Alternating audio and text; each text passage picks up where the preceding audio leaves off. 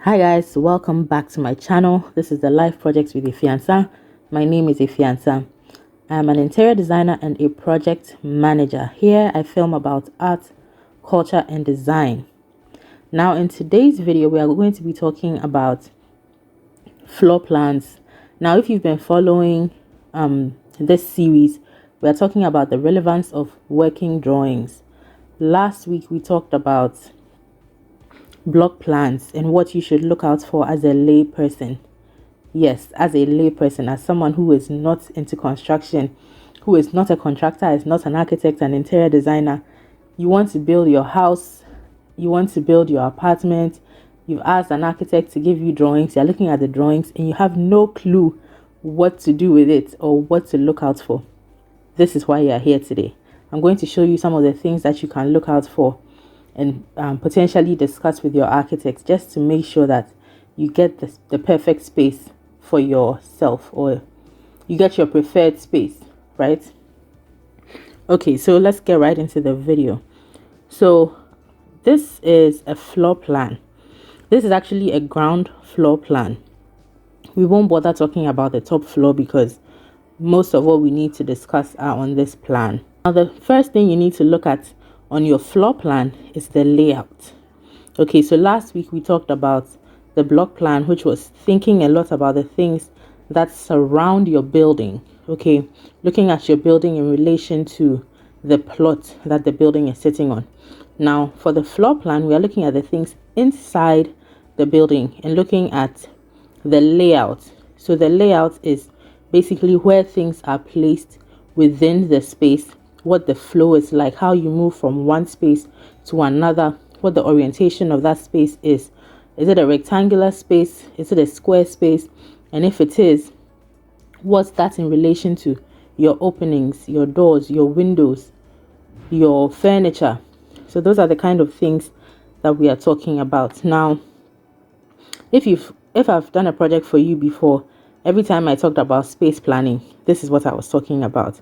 You know, planning how your layout, what your layout looks like, planning where things are positioned, just to make sure that it works well for you.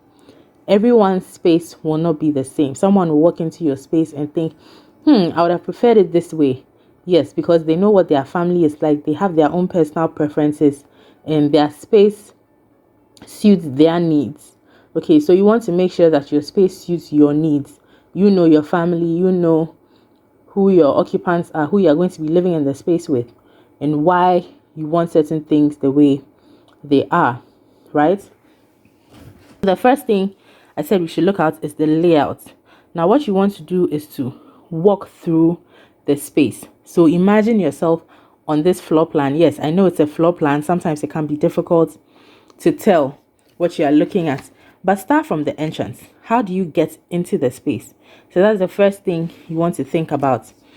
If someone is coming from outside and is coming into your home, how do you want them to come into the space? What do you want them to see first? Okay, now some people like to just open the door right into the living room. It's a personal preference. Sometimes it depends on where you live, where you are building. Certain areas are safer than others. Okay, if your building is in maybe Dubai, where we all know is supposed to be one of the safest places, you know, to live, you might not think too much about having all those security elements. But here in Ghana, if you are building in Ghana, you need to think about it. Do you want to just walk straight into your living room? For some people, yes, they don't mind. If it's an apartment and it's on the top floor or something, it probably doesn't matter too much. If you're on the ground floor, you want to think about that. If it's a house, you want to think about that. Now, what you could also do is to have an entryway. So for this project, you walk up the stairs onto the balcony and then you walk into an entryway. Okay, now that entryway gives you privacy. So that's another thing you want to think about. First, you want to think about security, then you want to think about privacy. Do you want people to walk into, open the door and just be able to see practically your whole house? Now, I will say this, sometimes the size of the plot or the size of the house may not give you that flexibility, and it's fine. If it's a starter home, sometimes there are certain things that you can't do. In other videos, I'll talk about some security measures that you can put in place if you are not in a position to have things like an entryway and stuff like that. Okay, so that's one. You want to think about that. Do you want to have an entryway? Do you want to just walk in? You could sometimes even just have a barrier, so you open the door and there's maybe something blocking. It could be a wall, it could even be a temporary fixture or a movable fixture, so it could probably even be like sort of a room divider, so you don't walk in and immediately see the entire space. So those are some things you can think about. So you start from your entrance, think about security, think about privacy. Now think about convenience as well. You know what your everyday life is like. What is convenient for you? How do you want to enter the space? Does it make sense for you to enter? Some people want to enter and they want to see their kitchen first. Some want to enter and they want to see their living room first. It's your preference. Okay. Now, what most people do is you walk in from your balcony. There's an entryway. That's if you have the space. There's an entryway, and then you walk into your living room. Okay. Now, that's all for the sake of security, privacy, and convenience.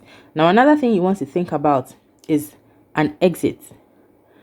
You want to be able to enter the house, but you also want another route to be able to exit this building. Now, you want to have this, for the sake of convenience also, because you don't want to only have one entryway or only one channel to enter your space. You want to have another area where you can exit the space from or enter the space from. Okay. Another reason you want to do this is for the sake of things like a fire. If there's ever a fire in your house, you want to be able to have another option. You are not leaving from the same space. If the fire happens to be in the living room, you can exit from the kitchen, which is probably at the back. If the fire is in the kitchen, you can exit from the front of the house. You want to have those options. A minimum would be 2. That is your absolute minimum. Some people want to have multiple, which is fine, but that's also another security element you need to think about. If you have multiple entrances, that means there are multiple channels for anyone to be able to also break in. I will talk about security a lot because we live in Ghana and it's something you have to think about. Unfortunately, we don't have a choice. That's why we always have to think about burglar proofing, which is not pretty, but it's something that we have to do here in Ghana. Okay, so 4 things you should always think about when you're looking at your floor plan is the entrance or exit. Think about security, think about privacy, and think about convenience. Okay. Now, the next thing I'm going to talk about is the spaces that you want to have on your floor plan or in your home.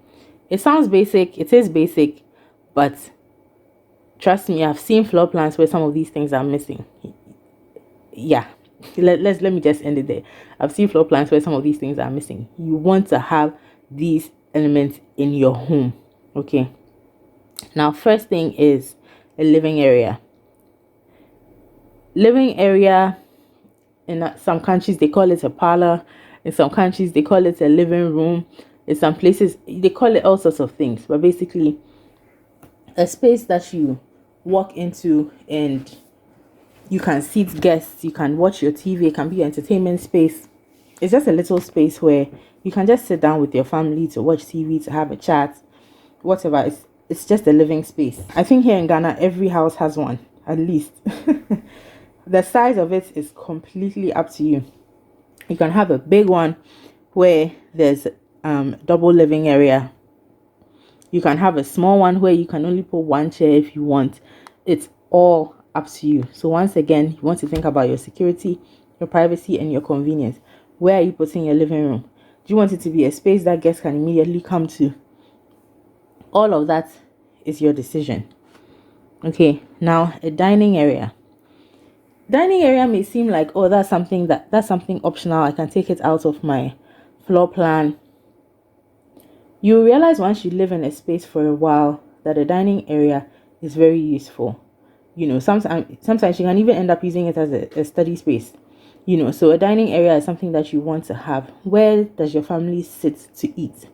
Even if you are not the type of family that sits down together as a family all the time to eat, you still want somewhere that's not your kitchen where you can sit down to eat. If you have an open plan, this dining space could easily be an island. Okay, it could be an island that's part of your kitchen, but it's also a space where you can just sit down to have a meal. You want to be able to do that. It's convenient and it just makes your living space easier. It makes it comfortable for you. So you want to have a dining area. Now, one thing that a lot of people eliminate because they think about costs and things is a guest toilet.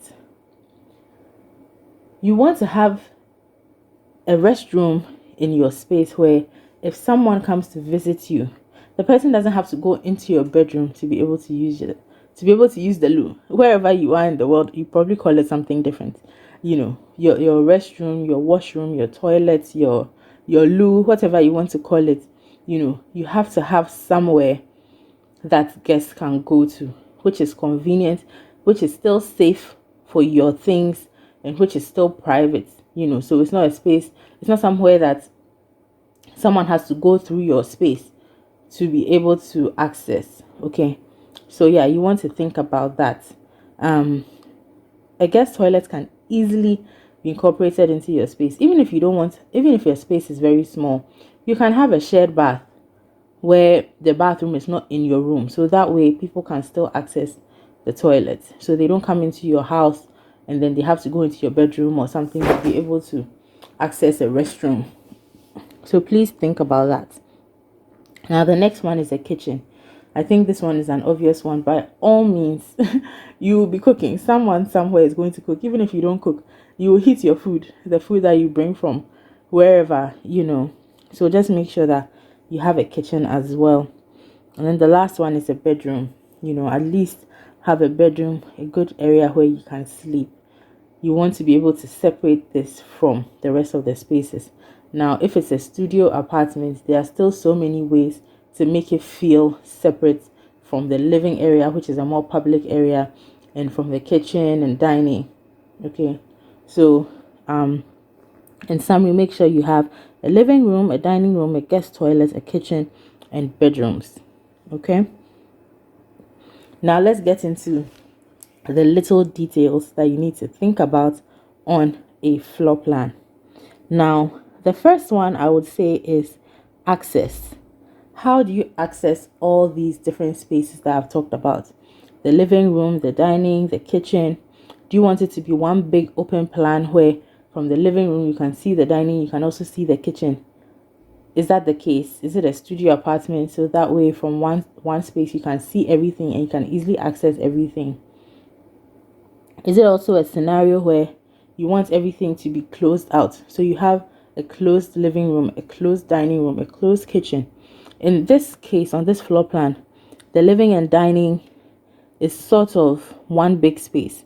However, it has been laid out in a way that there's still some level of separation. So it doesn't feel like it's in one room, right? It doesn't feel like it's in one room. There's a separate dining, there's a separate kitchen, there's a separate study, there's a separate bedroom. So all those areas have their own space. So there's security there, there's privacy there, and it's still convenient. You can go into your bedroom with your guests in your living room and still have your privacy. So yeah, another thing to think about with your access are your doors. What kind of doors are you going to use, or what kind of access are you going to have? Are you going to have an open door, so it's just the opening, there's no actual door? Or do you want to have a double door? Or do you want to have a single door? Or is it the kind of space that you still want to give a little access to? So maybe it's a glass door that's there. Start thinking about all these things, because when it comes to construction, it will matter what kind of door you have. Now, for this particular drawing here, there are glass doors here. Now, this mattered when we were doing the construction because of how the block work was being done. It mattered that this was going to be a glass door. Okay, now there's another door here. This was going to be a security door. Now that mattered. It was necessary for us to know what type of door was going to go there, because it affects the block work that's going to be done. Okay, now you also want to think about your door swings. Now your architects will probably be in a better position to let you know what your door swings are. But another thing that you can do, or you can have influence on with your door swings, is, let me use this space as an example. So this is a study. Maybe in your mind, you know that you want your desk to be right here in the middle. Okay, or even in the corner here. If you want your desk to be, say, in the corner here, then you want your door to be all the way to the end. That way, when you open the door, it's not knocking anything down on the inside. Okay, so that's an example of some of the things that you can start to think about. Someone else would say, I want my door in the middle because I want to be able to have some kind of storage on either wall on the inside. Okay, so that's another thing to think about. Now, ventilation. You really want to think about ventilation, because there's nothing worse, especially here in Ghana, there's nothing worse than being in a space which is extremely hot. Your AC is always going to have to be on. Electricity is expensive here. You don't want a space where you constantly need your air conditioner on or your fan on. Okay, so you want to think about ventilation. How am I going to get air?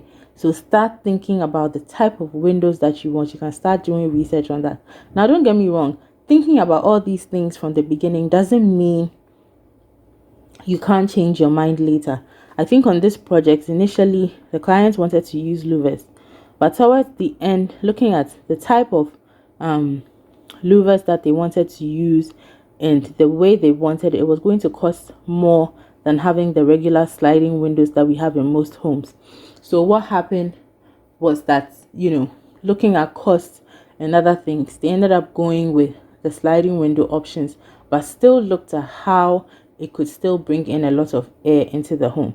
Okay, so yes, you want to think about a lot of things from the beginning, but it doesn't mean that you are stuck just because you said or you noted somewhere that I'm going to use louvers. Okay, so for ventilation, you want to look at how you are spreading your windows, the size of your windows. So for this particular one, I'll use the living room as an example. Here, because it's glass doors, what they did was they made one of the glass doors, they used the nets, the sliding nets, just like the windows. So even though they are doors, they are also windows. So you can slide the doors one way, and then you still have air coming through the net, which is a door basically. And then here, because they had two living areas, what they did was they spread the windows along two sides. So there are windows here and there are windows here. So whatever the case is, they're going to have windows coming from this side, windows coming from this side, and windows coming from this side as well. Okay, so they have windows coming from three sides. There's no way this space is going to be so hot. There would always be air coming in from at least three spaces, right? Now, another thing, now here, let me show you this. So for this space, this is a bedroom. There's a window along this wall and there's a window along this wall. Now, what I would have done differently, if you watched the construction video where I was marking the windows, one of the changes that we made during construction was to spread the windows. So the bed was here, and then we had a window on either side of the bed. So instead of the window being above the bed, because that's a security issue, someone can pour something through your window onto your bed while you are lying on it. Reasons why you don't want your window to be right above your bed. Now, I would always add this: if you don't have a choice, go for it, because there are ways around it. However, if you do have a choice, then you want your windows to be on either side of the bed.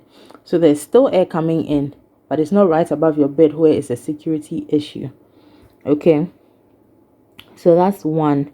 Then you want to start thinking about the height of the windows. In certain spaces, you can have floor to ceiling windows, which serve sort of as a door. In other spaces, and it's also aesthetically pleasing if you're able to pull some of those things off. Now another thing you can also do is just to have higher windows. If you have tall ceilings, you can have tall windows, or you can have high windows. So those are things you can discuss with your architect. There are cost implications, so you want to start thinking about them early and looking at ways that you can incorporate some of these things into your design without spending a ton of money if you are on a budget. Now the last thing I would say is to think about placements. Okay, now placements of two things. The first thing are built-ins. Okay, so sometimes you want to have some built-in shelves, maybe a built-in console or entertainment piece where you want to put your TV. Your kitchen, you are going to have built-ins in there. Your kitchen cabinets are built-ins. Your storeroom might have some built-in shelves. Anywhere that you are going to have built-in wardrobes, any kind of built-ins, you want to think about where it's going to be placed and start walking through the floor plan and trying to figure out if it's convenient for you or not. Now the second thing you want to think about is the placement of furniture, right? So these are the kind of things that you need to bring an interior designer in for. So you don't need to finish building your whole house before you bring an interior designer in. While you are thinking about your floor plan, your layout, you can bring an interior designer in to start helping you walk through the space and think about your preferences. What kind of things do you like? What kind of things are convenient for you, for your lifestyle? Security. What kind of security measures can you put in place that are still aesthetically pleasing? Those are the kind of things that you bring your interior designer in for at this stage.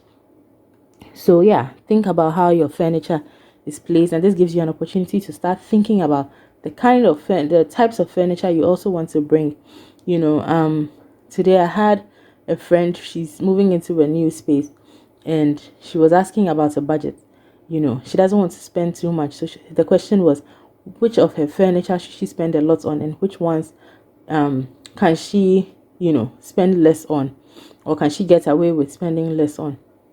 And those are the kind of things you can start thinking about. Now I'll do another video on that, but things, your main pieces, your sofa, your bed, those are the things you're going to be on constantly.